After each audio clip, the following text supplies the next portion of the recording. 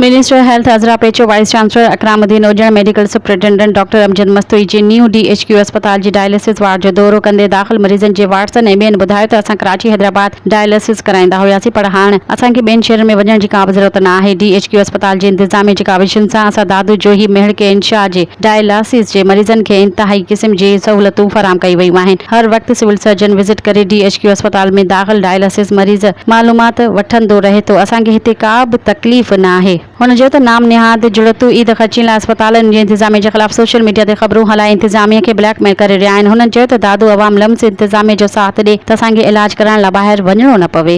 Sir छा था सम्झो त न्यू DHQ अस्पताल में छा सहूलियतूं आहिनि मरीज़नि जूं ऐं तव्हांजी छा प्रोग्रेस रही आहे केतिरा पेशेंट पिया अचनि? अलहमदिल्ला अस्पताल जेको आहे ॾींहुं ॾींहुं आहिस्ते आहिस्ते तरक़ी कंदी थी वञे छो त असल में हिन अस्पताल जो इशू इहो थो थिए त कई अस्पताल आहे परते आहे त माण्हुनि खे थोरी पहुच में प्रॉब्लम थिए थो पर शायदि आहिस्ते आहिस्ते माण्हुनि में अवेयरनेस अचे पई थी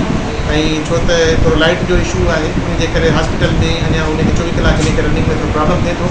बहरहाल न त हिते काफ़ी तव्हांखे बेसिक शयूं मिली वेंदियूं छो त हिते तव्हां ॾिसंदो त जेको डायलिसिस वारो सिस्टम खुलियल आहे उहो हिकु हाईटेक सिस्टम खुलियल आहे जेको तक़रीबन इहे सम्झो त पूरे माना तव्हां SIOT लेवल जो इन लेवल जे ते तव्हांखे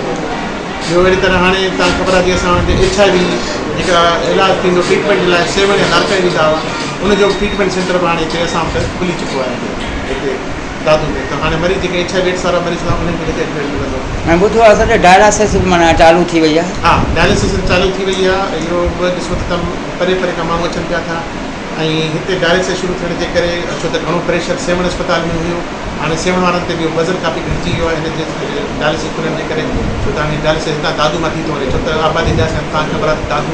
मेन शहर आहे ऐं दादू खे चौधारी रस्ता मिलनि पिया था इन पतो